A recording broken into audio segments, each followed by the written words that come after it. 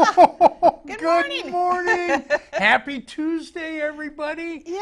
Boy, I'll tell you, this has been quite the week. We have done some interesting things this week, and we'll get more into that later. But we will. boy, Well, welcome.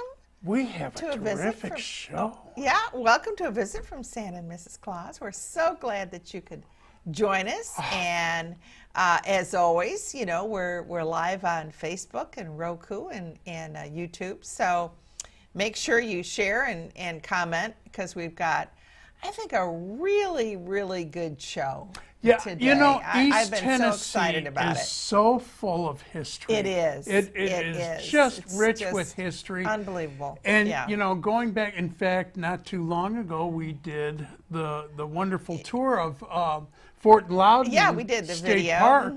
And that takes you all the way back to the French-Indian Wars. Right. So, well, we're gonna stay in that period a little bit, because our guest that's coming in today has got just a plethora of information about another legend of East Tennessee that probably had one of the greatest impacts on the Cherokee people. Yes. And wait till you hear the story of this guy. He was just incredible. Remarkable man, really. So a true genius of his time. Yeah, obviously. once you hear about him. And I'll tell you, we got all the information. You're just gonna be amazed at everything that we got. And you're going to want to visit this place, because it is fabulous, and it's got a great history for the Cherokee people, and of course for the gentleman himself, which is Sequoyah. Yeah. So, you know, without any further ado, I want to introduce you to Charlie Rhodarmer, who is the director of the Sequoyah Birthplace Museum. Charlie, say hello to all the folks for us, and welcome. Good morning, welcome. Thank you for having me on your show, with Mr. and Mrs. Claus. We're so thrilled you were able to make it out. Yeah. Now, the Sequoyah Birthplace Museum is actually down the 411, and where we were at the Fort Loudon, which is just outside of Maryville, and you get into Vonore. Right. He's just like about not even a half mile down the road from across the road, really. Almost right across the road. And it's a fabulous place. I mean, we've been there, and we're probably going to do a live video. We there, are. Going forward. But Charlie, I'm going to leave this up to you, because this man was so fascinating, and I don't want to take any time away. Explain to us how a person who was completely illiterate himself and had no previous background in languages developed an entire syllabary for the Cherokee people and everything. Start talking. Do we have 2 hours? I know. Well, it's a condensed version. Give us the Cliff Notes. Well, it's a progression. We know, you know, as he was growing up, he was a very talented artist, and he would draw pictures. He could draw a bison like no one else could draw a bison. You looked at it, and it was so realistic. And one mentioned that he could draw a person's face, and you could look at it and recognize the person. So he was very artistic. He teaches himself to silversmith at some point, and then he ends up becoming a blacksmith. And what he would have done is, there's when Tellico Lake was created, that formed an island, and so 360 goes across the island, and so everything on the left side of the road is Fort Loudon State Historic Area, and then everything on the right side is Sequoyah Birthplace Museum. Oh, okay. Now, Sequoyah would have been born somewhere around the village of Tuskegee around 1776. You know, either in the village or somewhere close to that area. Now, as he grows up, and while I mentioned the fort, there's also another historical site, which is the Tellico Blockhouse, which is across the river from the fort. So, you know, you can spend pretty much a whole day right there in the middle of Vonore. Very easily, and just get a tremendous amount of history. Some great history. And just up the road was the Civil War battle.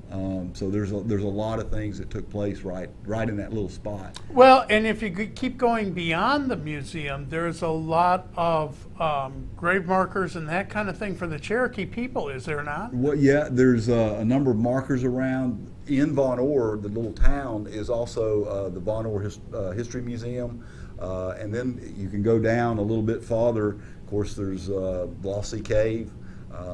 So there's a lot of sites right in there. But to kind of come back to Sequoyah, yes. that Tellico blockhouse was built to keep. They would run patrols out of there to make sure that no whites were encroaching on Cherokee land, and so they were running patrols out of there to keep that from happening.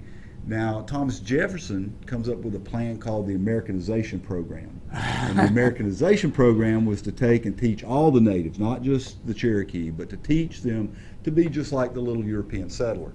Live on a set acre farm, build their own house, raise their own food, sell the surplus to make money, teach them industrial arts like blacksmithing, coopering, tinsmithing. And then they again could make their own money, more money. And basically what would happen, the whole purpose of this, when you look at it, is then for the example of the Cherokee, they don't need parts of 8 states to go hunting in anymore. And what can we do with all that extra land? Yeah. Sell it and make money. So That's right, yeah. So Sequoyah is a student of that, of the factory. That's where he would have learned the finer points of blacksmithing, would have been there. There's a reference that he was living 1.25 miles from 9 Mile Creek runs into the Tennessee, which would have put it, he was living 1.25 miles from the blockhouse. So Okay. And he learned silversmithing and blacksmithing, and I mean, he picked up like all kinds of trades, didn't he? He was, yeah, I mean, he was a Renaissance man. I mean, he was just he seemed to be able to learn, do different things very quickly. He was very brilliant, Obviously. And that's one of the things. There's a lot of rumors and things that come around that talk about, for instance, they say Sequoyah saw officers writing orders during the War of 1812. And that gave him the idea that we could do that for the Cherokee language. We could create a way of putting it on paper. Now, to go back and actually get back into the story, so Sequoyah learns to blacksmith. And he must have been, what it tells me is he was a very good blacksmith, because his problem was he couldn't remember what people owed him for the work he did. And so because of that, the Cherokees, you give me 2 apples, you give me 2 apples, I have 4 apples. Now the Cherokee could say that in their language, but they had no numbering system to write 2 plus 2 equals 4. They had no number characters, no number symbols. Okay. They had no characters or symbols to put, she gave me 2 apples, he gave me 2 apples, so therefore I have 4 apples. So they couldn't put that on paper. And so what Sequoyah does first is he developed a numbering system. And this was at the Gilcrease Museum in Tulsa, Oklahoma. And it shows his symbols that he used for numbering. And he counts from 1 all the way to 1,000,000. Holy cow. 1,000,000? So he could count up to 999,999,999. So he developed this numbering system, and he then would take a piece of paper and he would draw a picture of your face, and using this numbering system, put down what you owed him for his work. Helps when you're an illustrator and a genius. So he not only... So did the numbering system come before the alphabet system? Yes. So this was his first idea. Oh. So he and see, well, I guess it's a necessity. For instance, when I was in college, I actually worked my way through college blacksmithing, and I had no problem ever remembering who owed me money. So, as I mentioned earlier, that tells me that he was a very good blacksmith and he had a lot of business.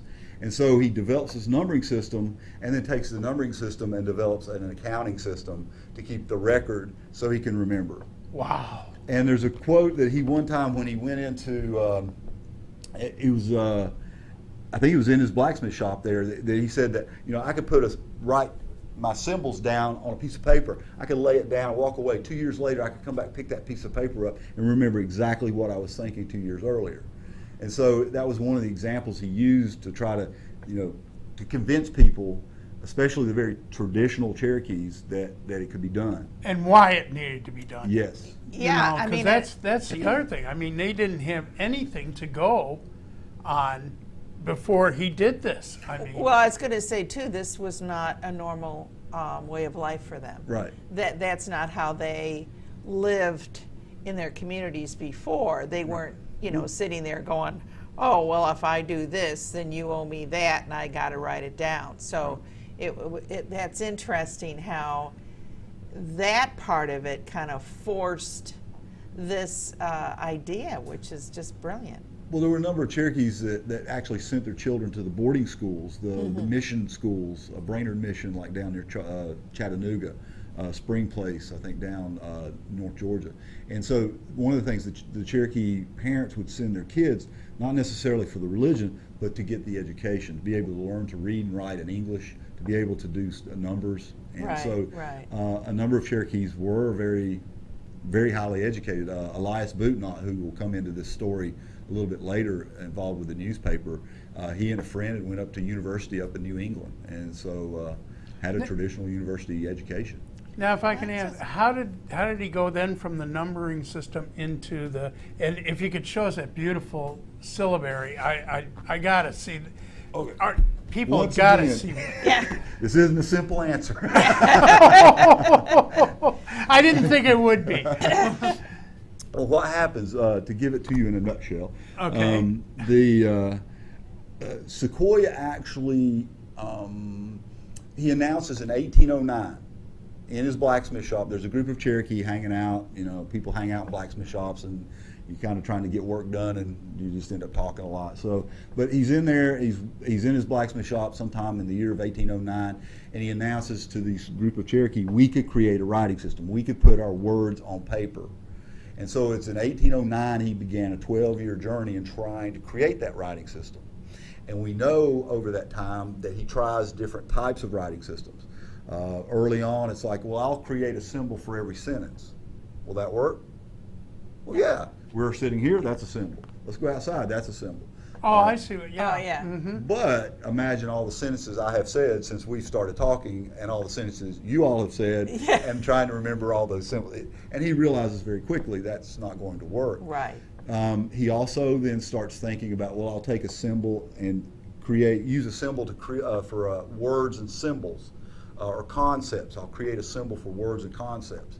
So, for instance, if I had a blackboard, I draw a picture of a bird, and that means bird. A concept, I draw a circle with a dot in the circle. What do you think that could be? Bird in the tree. Ooh, bird in, you got it. Okay, circle with a dot out. Bird out. Okay, so I've got a bird, I've got a circle with a dot in it, and then I draw a picture of a hand. Bird in the hand. Bird in the hand.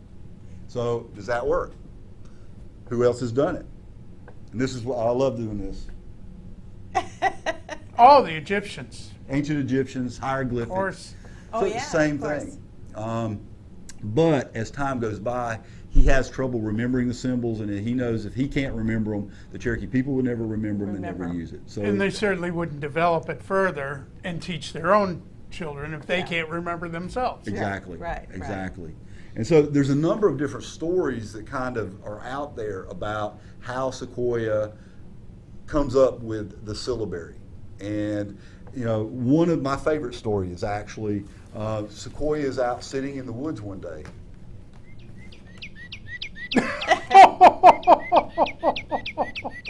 And he's listening to the birds sing. Aha. Did I mention we have a gift shop at Sequoyah Birthplace Museum? Yeah. No, but that's a good tie-in, yes. But he's listening to that song, and he hears repetitive sounds in the bird's song. And so that gets him to thinking, well, what if I break the sound of the language down? So he starts listening to his family, his friends, his neighbors. He starts pulling out these little repetitive sounds throughout the language, and he gives them symbols. Now, originally, he finds 87 sounds. and he gives those 87 sounds symbols. Now those symbols come out of his own mind by his own hand. They don't exist pretty much anywhere else in the world. Right. So this is another copy of a piece that's at the Gilcrease Museum in Tulsa, Oklahoma. And this is reported, like the numbering system, to be of Sequoyah's hand, that he sat down and wrote this out. And he was showing people that his symbols are very flowing. I know it's kind of hard to see, but these little tiny symbols, they're very cursive, they're very flowing symbols. Not surprising, being an artist himself. Right. I'm sure, yeah, what he would write for letters and what I would write would look entirely different. Well, and there again, there's two stories behind that. Is he got his ideas from like the markings on the back of insects and butterflies and bugs. Those inspired him to make those flowing lines. Another thought out there is, remember, he had become a silversmith, so he would probably learn to engrave, and a lot of this looked like engraving in a way. Oh, right, yeah. So Sure. I think both probably influenced Sequoyah in the way that he created these symbols. Unbelievable. Now, we roll ahead in time, we have a problem. We want to buy a printing press, and we'll come back maybe and talk a little more about this if we have time, but we want to buy a printing press. And so Sequoyah and the gentleman Elias Bootnott, he's the one that's appointed by the Cherokee Nation to go buy a printing press, and he raises money to buy the press. But when he goes to look at buying the printing press, to print this, to print one of those brochures or a book, imagine every single symbol was a little piece of lead type Right. that you had to set. Right. Then you put it in the printing press, put ink on it, put paper, pressed it, and Right. peeled it off. Right. And then you went to the next page and the next page until you Right. had your book or magazine or newspaper printed. So you had to have thousands of lead type to print a book, to print Right. a newspaper. Well, they couldn't afford to create the type Oh, of Sequoyah symbols. Yes. because So each one Elias was- Bootnott and several others, maybe Sequoyah could have been involved, but then this is, they create this. Now, if we look, we see D's, and we see 4s upside down. We see W's, we see G's, Yep. we see C's. Yep. We see Z's. variations of C's and G's. Right. And V's, yep. These, so if you notice, that made it cheaper to buy the type because the molds existed and they Already. could go ahead and cast it. Now you'll see a few places, it's hard for me to kind of look around here, but like here's an S with a line through it. Well, you could just take the mold and etch that line in Sure, there. yeah, when yeah. you cast it, then there it was. Uh-huh. So it cost a little more, but not much more, but it made Right. it look different. And then there's symbols like here that Uh-huh. exist nowhere else in the world. Right. And those symbols make it uniquely Cherokee. Right. Yeah, I see several on that syllabary. Yeah. Okay. So, Well, I'll tell you what. We're going to take a quick break. Well, we are, and just before we take a break, though, we have Julie Christie in. Hello she's- in Scotland. Yeah, she's watching us from Scotland. How so, are things in Sterling, my Yeah. dear? so glad you could join us, and actually, I hope you find this interesting Yeah. from our standpoint of the Native Americans of America. So, but yeah, we'll be back in just If you a little bit. come right back in a couple minutes, so stay with us.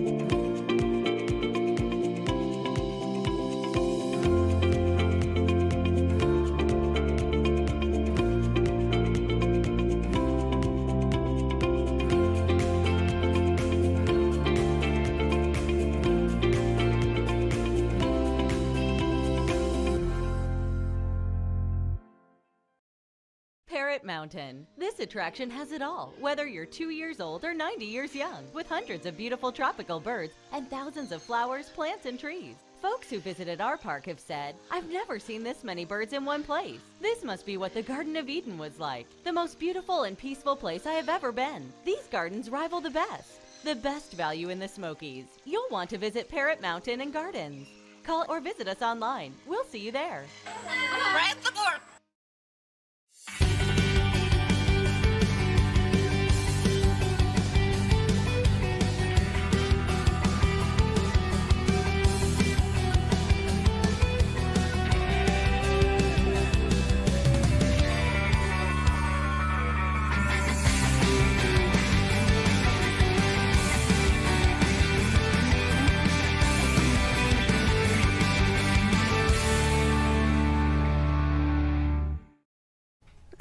Hello. You may recognize us from Mountain Fun Life TV show Storytime with Santa and Mrs. Claus.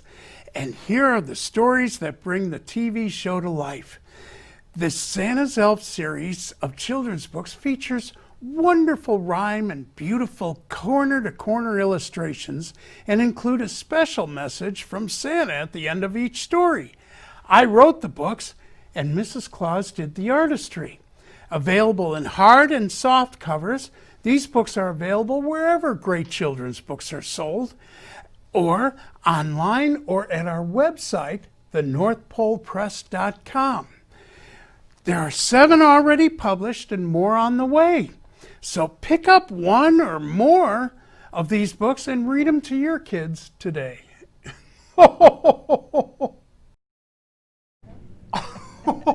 Yeah, I know. This is exactly what I'm doing. Boy, we could go on for hours. Yeah, we really could. Just a fascinating what a topic. fascinating man, and what an incredible inspiration to his people and to everybody that learns about him. Oh, I am so pleased Charlie came down. Yes. And you should see all this. Well, you are going to see all this stuff because we're going to make him show really you wonderful some of stuff the things that he's got here. And this is just a small part of the Birthplace Museum. So you really need to go to the museum itself and learn more about this. But Charlie, can you talk about some of the things you brought us today? Well, this brought our traveling display with us that we got it last year and used it in Oklahoma, and then the last conference was outside and they couldn't use it because it was so windy. But so this was my second time of actually using the display. We had this to kind of illustrate and show folks the new exhibit, and actually we kind of created a timeline. So you kind of walk through Sequoyah's life. You can kind of see the major things that happened to him. And kind of how he goes through and in creating the syllabary. And of course, it gives a nice opportunity to see, like I think you're looking at Sequoyah right now during the War of 1812, when he was during the Creek War.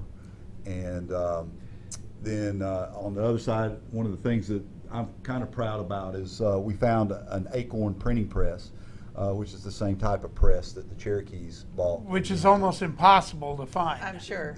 They bought a Union acorn printing press, and I found one of my mentors, my board member, Dr. Dwayne King, who was actually, most of his research was used for the exhibit.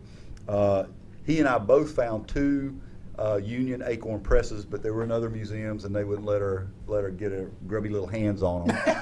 And, so through searching, I found this incredible gentleman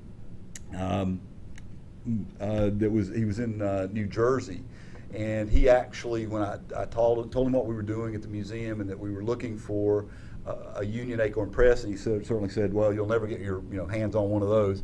And he said, "But guess what? I happen to have an Otis Tufts 1833 acorn printing press." Oh, wow. Oh, wow. Now, I kind of keep saying acorn. It's not showing on the screen right now, but do you see the shape? Yeah, it looks like an acorn upside down. It's the exact same technology. This is probably 6-7 years newer than the Union press, but it's the exact same design. It's the exact technology that the Cherokees were using down at New Echota. Man. That is just amazing. Wow, that is just so impressive. Well, and you had mentioned at the break you wanted to talk about the blockhouse a little bit more with regard to Sequoyah and how that all tied in, because that's all right in the same time frame. Yeah, and right in the same area, yeah. Well, you've got to remember that the Cherokee were an oral society up till the point when Sequoyah created the writing system, and even people were continued. Cherokee have been known as just incredible orators, being able to give speeches and talk for hours. So, and just to do persuasive arguments, and and they were just very good speakers. And so, when you get into storytelling, storytellers know that sometimes you don't let the truth get in the way of good story. That's true. Nonsense. Where have we ever heard that? So that actually leads to some problems, and I've actually had 3 different movie folks, documentary people that have approached us at the museum. Oh, we want to do a documentary on Sequoyah. And 2 of them I never heard from after the first couple of phone calls. One of them, he finally called me back after about 2 months, and he said, "There's no way we can do this. There is so much contradiction. There's so many stories. I mean, there's out and out lies about Sequoyah. There's big tall tales about Sequoyah. There's misconceptions, misinformation. There's contradictory information, and then there's what we know. And so it's very hard to go through there and pull it all together. And so anytime you have a legend, anytime that you've had somebody who's been a bigger than life person. It's impossible to stick strictly to the the line, if you will. Yeah, and there's always rumors. Always rumors and misconceptions and false facts and So and again, you got to remember, this is going back to when they signed the Declaration of Independence. Yes. Well, he was born around that period. Right, 1776. Yeah, he was born right around the time the Declaration was signed. Well, as we know, the longer you go in history, the more embellishment takes place in all the stories. So that doesn't surprise me, and especially he's such an accomplished man. Right. I mean, a soldier. He was a father. He was a tradesman. He was he developed the syllabary. Sorry, I'm going on. Well, I get so excited. Sorry. I suppose too that sometimes we don't know the impact a person like that will have when they live amongst us. Right. Oftentimes it's history that dictates how famous they are.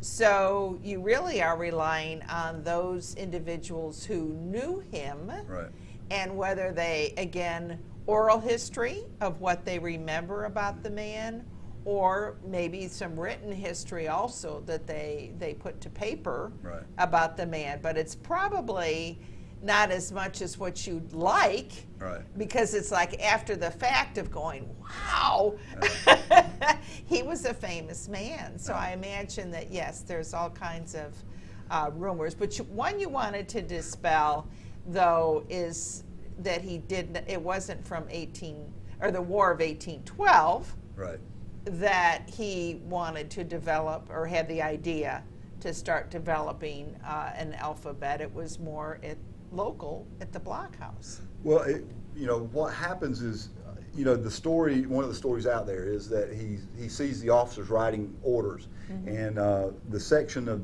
the museum of War of 1812 is the Creek War is called Words Win Wars, and the story goes he's amazed that this officer can write down on a piece of paper, Captain Smith, bring your company here on Wednesday, and this little piece of paper is carried by a runner, and 3 days later on Wednesday, Captain Smith shows up with 100 men in his company, and and so that seed is planted. Well, the seed, as I said, that's 1814. Right. He announced in his blacksmith shop in 1809 we could create a writing system. He'd been hanging around. He lived near the Telco blockhouse.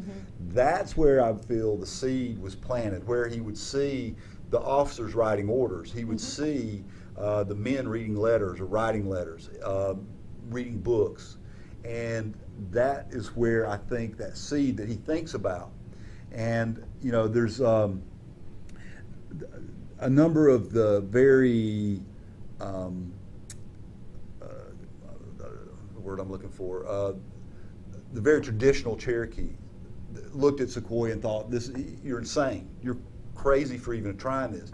If the Creator had wanted us to do this, he'd already given it to us. You know? But their society was changing so rapidly at this point, and as you said, you've got Jackson trying to make them more like the white people that lived in the area. So Jefferson. Jefferson, yeah. You know, so all of this is changing right before their eyes. So it doesn't surprise me that Sequoyah would say, well, we need to change too and be more like this. He was more of a visionary, yeah. obviously. Well, I've heard several Cherokee scholars say that basically the Cherokees go through 5,000 years of human existence in 100 years. You know, from so you know things are definitely changing. Culture and the men's role, which was warriors, to be out, you know, go hunt, to fight, to protect the town, the clan, your family, you know, to provide the food, you know, that was their mission.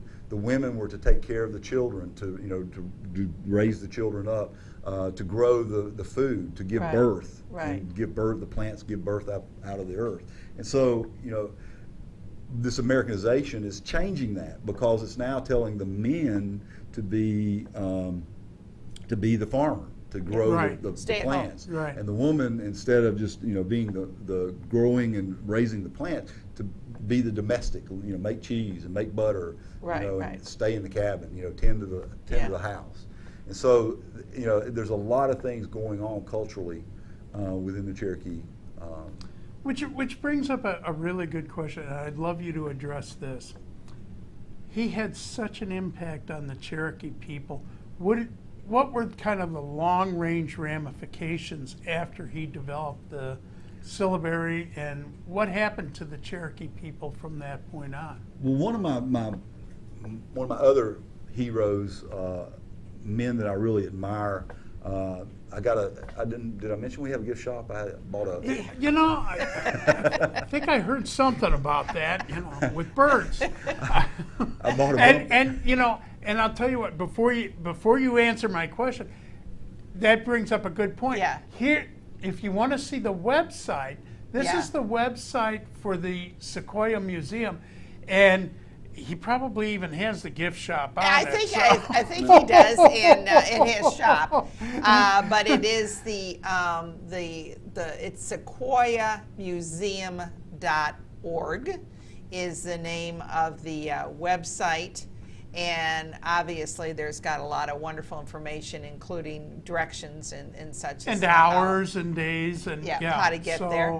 And then we also have, they also have a Facebook page, and that is Sequoyah Birthplace Museum is their Facebook page. So make sure you go to that and like their Facebook page. Yeah, in case we don't answer all your questions, and believe me, we won't, because there's so much to this man and his legacy. But anyway, getting back to so how did that wind up affecting the Cherokee people going forward? Well, to bring this around to why we have a gift shop, and I bought a bumper sticker at the gift shop. We have some bumper stickers that Sam Houston for president. So Sam Houston is another incredible. Wish he was running now. Yeah. But he's another incredible man. He's born and raised 7 years old up in Virginia, but then they moved down to Greenback. So he lived. Most say Maryville, but it's more Greenbacks where the home was. He ends up running away from home, goes down and lives with Chief Jolly on Jolly's Island, which is Hiawassee Island now. And he learns Cherokee. He's at the Battle of Horseshoe Bend along with Sequoyah and the 600 Cherokee. But I could talk a long time on Sam Houston. Yeah, really. I know. As if one legend wasn't enough. I know, and he has a schoolhouse in Miracle. Yes. Yes, that is an awesome sight. It is. And when he would do during lunch or during the day, he would take the kids out and sit by the spring, and they would eat, and he would tell them Cherokee stories. To get away, Sam said that, to paraphrase him, he said that what Sequoyah did was worth more than 2 bags of gold in every Cherokee's hand. Wow. To be able to give the Cherokee people the power of literacy, to be able to write things down, to be able to read their language. Immediately they started, once they got the printing press, they started translating the Bible, they started printing hymns, hymn books. They started the first bilingual newspaper in the United States, was the Cherokee Phoenix. It was the first tribal newspaper in the United States. Wow. There's some of those collections are extended, like they would send them to New York Library, or they'd send them over to Europe, England. And so, what Sequoyah did is just, in 5,000 years of human civilization, and all the records around all the world, no one person who was illiterate has ever created a writing system by themselves. And Sequoyah is the one that did that. And so that's why we build schools and name them after him, museums. And, I mean, really, it is such a tribute for the Cherokee that, it's as they say, knowledge is power. Right.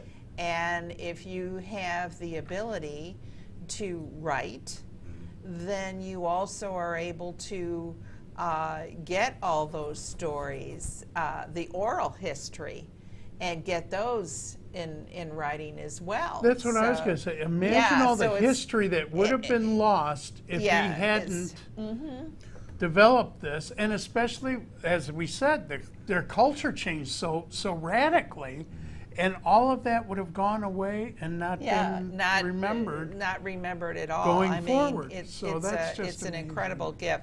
Now, just quickly, because we have to kind of start wrapping this up, but I actually wanted to make a comment that on the Sequoyah panel that you brought in, that is a familiar face to me from the movies, and that's the actor Wes Studi.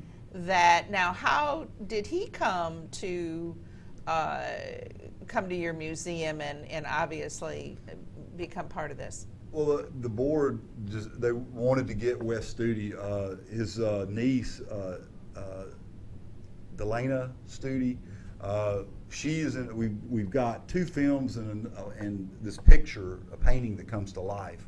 And the first film is of Huerta, Sequoyah's mother, and she's singing to him, and it's the whole thing is, here this baby's born on the frontier, and how does he get? And the thing kind of boom shows the Capitol, and the statutory hall where.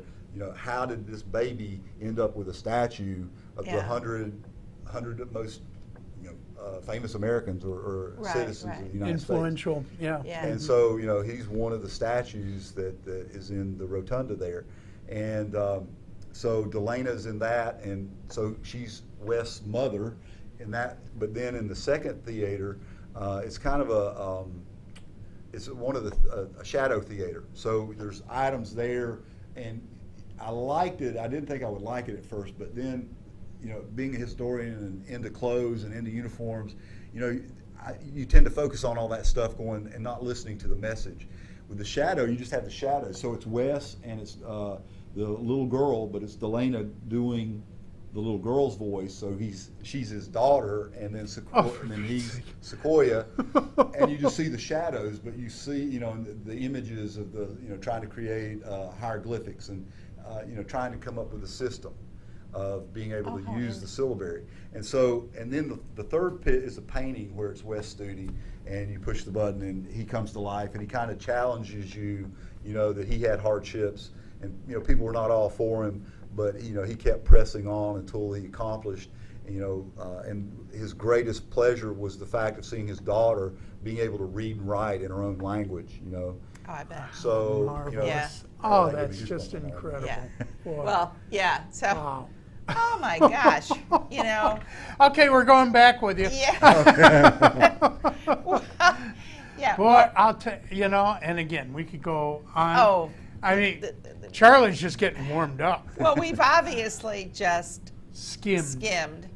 but we want to thank you so much, Charlie, mean, for joining us. This was and incredible. giving us a little education of Sequoyah and the incredible, really incredible man that he was. Real quickly, I mean, I know you can look it up on the website, but why don't you give us your hours and days? We're open every day, 7 days a week. We're open from 9 to 4 Monday through Saturday, and 12 to 4 on Sunday. We kind of adjusted. We had a gentleman show up yesterday right at 4 because our brochure says that we're open till 5. But, Okay. But our new COVID hours are, we shut down at 4, and that way we go through and disinfect everything and mop everything and clean the I exhibit, see. clean the gift shop. Did I mention the gift shop? You mentioned Yeah, the gift yeah, I shop. think you did. Oh, but there is one thing I want to mention though. Ordinarily, the Birthplace Museum also has several events through the year. Yes. Now, due to COVID, They've been canceled. they've all been postponed. Yes. But again, check out their website because Yeah. they have all kinds of wonderful events Yeah. that normally would take place during the year. We're- So if you're playing We're going to try to do kind of a virtual, our fall festival is coming Yeah. up. It's always the weekend after Labor Day. And what we're going to do is try to get some of to get the Warriors from Cherokee, the Warriors of Anagadua, get the Friends of the Museum of the Cherokee, and have them come over, and we're going to do, have the Warriors do a dance or two, have the Friends do some demonstrations, video that. oh, wonderful, wonderful. And then kind of a little special thing is we had a townhouse which was starting to rot, and we'd actually tore it down and piled it up to burn it. And one of my friends, one of the Warriors, said, "Whoa, whoa, whoa! Let's do like the old ones, and we'll, make music, sing, tell stories, dance." And then they would burn it. When they would burn the old townhouse. Yeah. And then they would put a layer of dirt over the top, and have this ceremony and celebration, I guess, during the fire, while they burned it. And so last year there was a drought hit, and we couldn't do it during our festival. And so we've been waiting to try to do that, and hopefully we'll be able to virtually. I'd like to make a T-shirt that says the 29th Annual Sequoyah Birthplace Museum Fall Festival, virtual festival, and then on the back it would say, "I wasn't there." So. Yeah. I know. Well, that sounds wonderful. Missed it. Well, No. make sure, again, that you stay tuned to the website. And, one of the things that this showcases for our visitors to the Smokies is that there's so much here for you. In addition to the Smoky Mountain National Park and all the different Dollywood and the theaters and the shows and the restaurants and things, there is a tremendous amount of history. So for those that are interested in exploring a little bit about what has happened in and around this area, you will not be disappointed. Well, will you? and that'll bring up another point, by the way. Some of these places, you want to talk about social distancing. Yeah. It was like when we went to the Fort Loudon Museum, we were almost the only ones there. Yeah. I mean, you don't have to worry about wearing a Yeah. mask if you're the only one there. Yeah. But And we were outside. now you do require masks The in the museum. Well, the Ford is now requiring masks in the visitor center Yes, there, in the Yeah. museum inside at the, the the, Ford. the center. Yeah. And then at our place, we require masks as well. Right. And social distancing, and we're limited to 15 people because our exhibit alleys are kind of very narrow in several Right, places. right. There's only been a couple of times that we've actually had to ask people to go out and visit outside, some of the exhibits outside, until we thinned out the folks that were in the building. So, But you have that availability to, Yeah. if the weather is decent outside, boy, there's a lot of lot grounds of there stuff, to go out and there's explore. a lot of stuff You'd be outside. surprised what all is out there. Yeah. I mean, we were looking at that going, I want to see that. I want to see And that. we will be doing a live. Yes, so we So don't watch for that. Yeah. So we'll get in there. Maybe and- we'll even see Charlie Yeah, again. get our Facebook Live. But anyway, of course, we wanted to just tell everybody that you need to tune in to Mountain Fun Life to find out what's happening. Of course, Wednesday is entertainment with James Gilley and Jim Johnson. and then actually on Thursday we have Chris and Savannah, and then we have. Yep, they've got something Yeah, special they have this something weekend. special this They're weekend. talking about the Weirs Valley event Alive, going on. yeah. And And then, you of want to course, get some Sports with information Rich. on that. So, and then, yeah. Rich Haley and sports on Friday. Well, thank We you. are so busy here, but Yeah. you could be too. Well, thank you again for joining us. We always appreciate you being here with us, and we hope that you enjoyed this show as much as we did. So be good, be kind, and we'll see you next week with another special show. We've got a real special guest next Yes, week. we do. So- We do, so stay tuned. Thanks for joining us. Take care. Bye-bye.